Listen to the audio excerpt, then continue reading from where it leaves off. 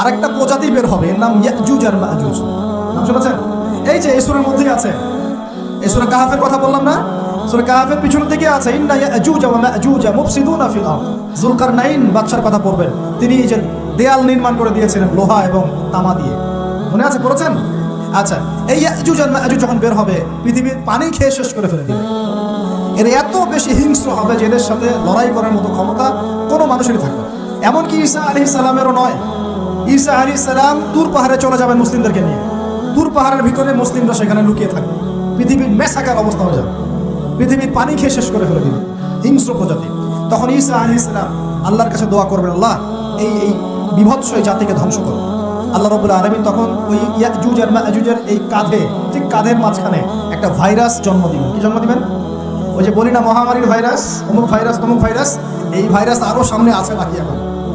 ওই ভাইরাসে, ওই পোকায়, ওই ব্যাকটেরিয়া বা যেটাই হোক আল্লাহ পাক যাই দিবেন, এতে করে ইয়াজুজ আর মাজুজের পুরো প্রজাতি ধপধপ ধপধপ করে মারা যাবে। মানে এটা ছোঁয়াচে রোগ হবে। কি রোগ হবে? ছোঁয়াচে। ঠিক যেমন আমরা একটু করোনা দেখলাম না, একজন থেকে আরেকজন, একজন থেকে আরেকজন, এরকম জিনিস চলবে আরো বিশ্বে।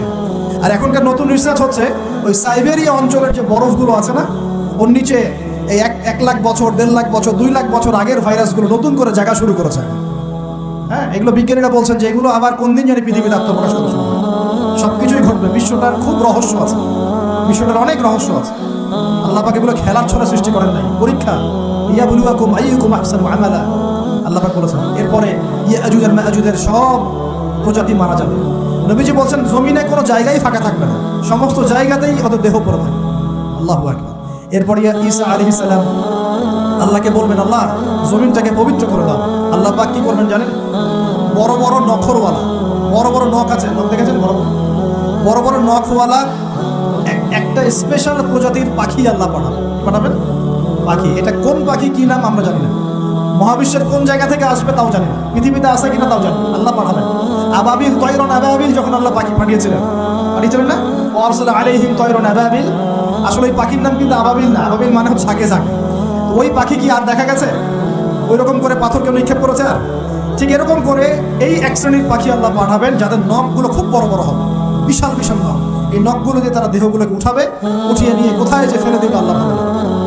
সুবহানাল্লাহ, আল্লাহু আকবার। আল্লাহ পাক বিশ্বে কত কি পাখি রেখেছেন।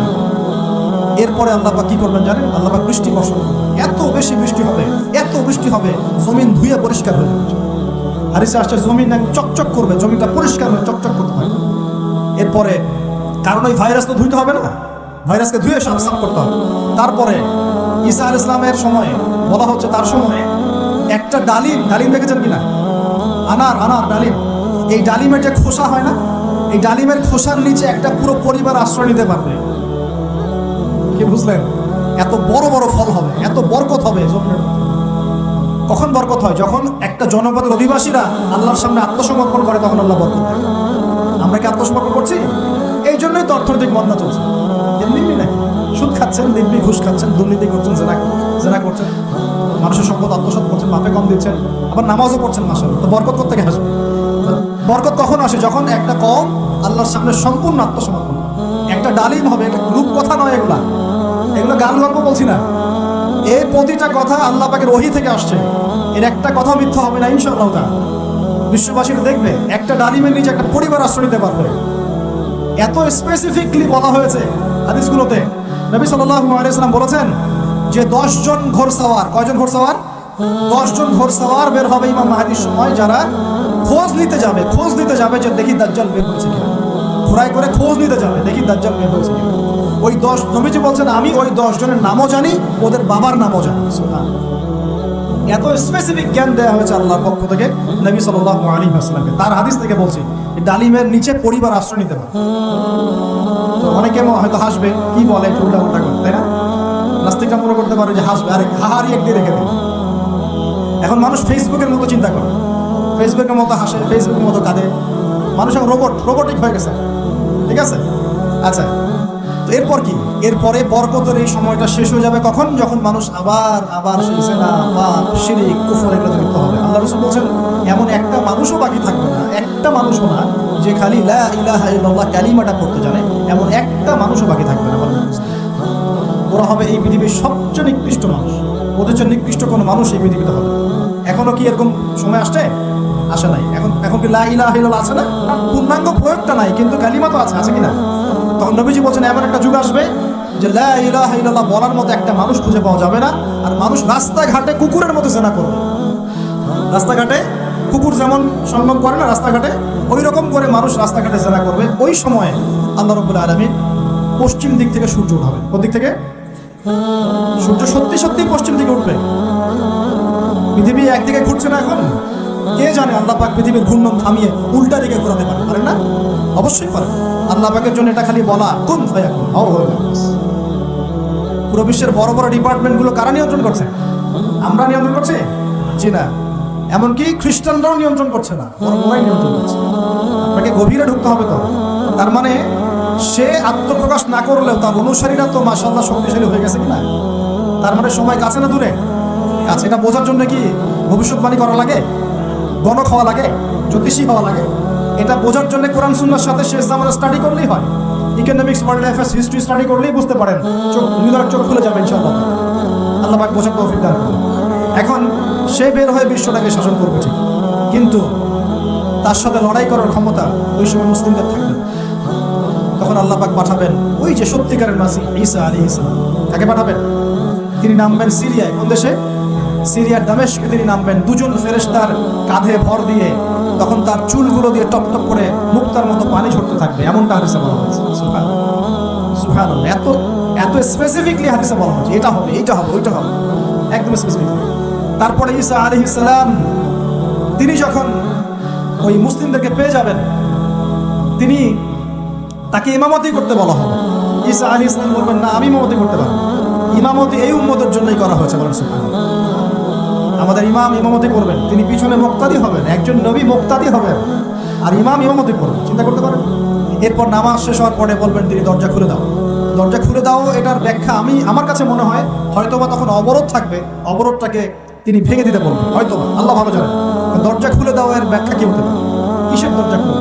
কিসের বাঁধন খুলে? নিশ্চয় একটা বাঁধনে মুসলিমদেরকে বেঁধে ফেলা হবে। তিনি ওটার বিরুদ্ধে মুসলিমদেরকে ঝাঁপিয়ে পড়তে বলবেন। তখন দাজ্জালের সাথে দেখা হবে। কোন দাজ্জাল? সত্যিকারের দাজ্জালের সাথে ঈসা আলাইহিস সালামের দেখা হবে। এবং ঈসা আলাইহিস সালামকে দেখা মাত্রই দাজ্জাল গলতে শুরু করবে। কি করবে? গলতে শুরু। লবণ যেমন গলে যায় না তাপ দিলে, এমন করে গলতে শুরু করবে। এবং ঈসা আলাইহিস সালামের ঈসা আলাইহিস সালামের নিঃশ্বাসে আল্লাহ পাক একটা অন্যরকম ক্ষমতা দিবেন। ঈসা আলাইহিস সালামের নিঃশ্বাস যতদূর পর্যন্ত যাবে দাজ্জাল পালাতে থাকবে। তার নিঃশ্বাস গিয়ে দাজ্জালের গায়ে লাগা পরে দাজ্জাল ওইখানেই মারা যাবে। আল্লাহ পাক এই শুধু তাকে নয়, তার সমস্ত অনুসারীদেরকে আল্লাহ পাক সেখানে মেরে ফেলবেন। মুসলিমদের হাতে। কার হাতে? মুসলিমদের হাতে। এটার জায়গাটা মেনশন করা আছে, বাবেলুদ নামক জায়গা। কোন জায়গা? বাবেলুদ। যান গুগল সার্চ করে দেখেন বাবেলুদ কোন জায়গায় আছে। আমি বলে দিব না, দেখেন কোন জায়গায় আছে, কারা ওটা নিয়ন্ত্রণ করছে দেখেন। ওইখানে দাজ্জাল মারা যাবে। মানে সত্যিকারের মাসিহের হাতে মিথ্যা মাসিহ মারা যাবে, ঠিক আছে? এবং তার অনুসারীদের পতন হবে। এরপর ঈসা আলাইহিস সালাম এই ক্ষমতাটা দখল করবেন এবং সারা বিশ্বে তিনি শান্তি শৃঙ্খলা কায়েম করবেন। একজন ন্যায়পরায়ণ শাসক হবেন ইনশাআল্লাহ। এবং তিনি নতুন কোনো শরীয়ত নিয়ে আসবেন না, উম্মতে মুহাম্মাদের শরীয়ত কায়েম থাকবে ইনশাআল্লাহ। এরপরে 40 বছর তিনি রাজত্ব করবেন। কত বছর? 40 বছর। এবং তার বিবাহ শাদীও হবে এবং তার ইন্তেকালও হবে। তাকে দাফন করা হবে নবী মুহাম্মদ সাল্লাল্লাহু আলাইহি ওয়াসাল্লামের ঠিক পাশেই। আল্লাহু আকবার। ঠিক তার পাশেই দাফন করা হবে। এরপরে মানুষ আবারও খারাপ হওয়া শুরু করবে। কেমন খারাপ হবে? আচ্ছা, মাঝখানে একটা কথা বলতে ভুলে গেছি। ব্যাস, আমি কয়েকদিন আগে রিপোর্ট দেখেছি, পৃথিবীর নিচে কিন্তু আগুনের স্তর আছে। আচ্ছা, জানেন তো? পৃথিবীর নিচে আগ্নেয়গিরিগুলো আছে। পৃথিবীর ভিতরে একটা ঘূর্ণন হয়, সেই ঘূর্ণনের দিক পরিবর্তন হচ্ছে দিন দিন, এমন একটা রিপোর্ট এসেছে। দেখেন, ইন্টারনেট ঘাটাঘাটি করে। আর অনেকে রিপোর্ট করছে যে পৃথিবী আগে যে গতিতে ঘুরতো, এখন পৃথিবীর ঘূর্ণন গতি একটু বেড়ে গেছে। দেখেন রিপোর্ট। ঘূর্ণন গতি বেড়ে যাওয়ার মানে হচ্ছে টাইম দ্রুত পাস করবে। আর শেষ জামানার হাদিস এটাও আছে, সময় দ্রুত পাস করবে, আছে না? এটা হাদিস আছে। তো প্রিয় ভাইরা, এই সময় মানুষ খারাপ হওয়া শুরু করার পরে এমন খারাপ হবে, আল্লাহর নাম নেওয়ার মতো কোনো মানুষ থাকবে না, আল্লাহ আল্লাহ বলার মতো কোনো মানুষ থাকবে না। তখন পশ্চিম দিক থেকে সূর্য উঠবে। কিভাবে কিয়ামত হবে? নবীজি বলছেন, একজন ব্যক্তি পানি খাওয়ার জন্য পাত্রটাকে মুখের সামনে নিবে, পানি গিলতে পারবে না, কিয়ামত হবে। ইযা ওয়াকাআতিল ওয়াকিআ লাইসা লিওয়াকাআতিহা কাযিবা আল কারিআতু মাল কারিআ ওয়া মা আদরাকা মাল কারিআ। আছে না? আম্মা ইয়াতাসাআলুন আনিন নাবাইল আযীম। কত সূরা আছে কিয়ামত সংক্রান্ত, করে দেখেন। ইযা যুলজিলাতিল আরদু জিলজালাহা ওয়া আখরাজাতিল আরদু আসকালাহা ইযা শামসু কুবিরাত ওয়া ইযা নুজুমু কাদারাত। এই সূরাগুলো পড়ে দেখেন। আম্মা পাড়ার শেষ পাড়াটা যেটা 30তম পাড়া, এর সূরাগুলো পড়ে দেখেন, কিয়ামত চোখে দেখতে পাবেন ইনশাআল্লাহ। সিংহায় ফুঁক দেওয়া হবে। আল্লাহ পাকের ফেরেশতার এত ক্ষমতা আল্লাহ দিয়েছেন, একটা ফুয়ে পুরো মহাবিশ্ব ধ্বংস হয়ে যাবে। চারটাখানি কথা নাকি?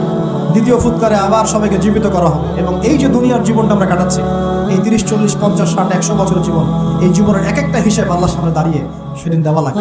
অতএব এই দুনিয়ার জীবনটাতে প্রস্তুতি গ্রহণ করি, 5 ওয়াক্ত নামাজ পড়ি, যাকাত দেই, কালিমা বোঝার চেষ্টা করি, আল্লাহ তাওহীদ শিখি, জানি, বুঝি, নবীর সুন্নাত অনুযায়ী আমল করি, হালাল খাই, পরিবার করি, মানুষকে সৎ কাজের দাওয়াত দেই, অসৎ কাজে নিষেধ করি, ইসলামকে আল্লাহর জমিনে প্রতিষ্ঠা করার চেষ্টা করি।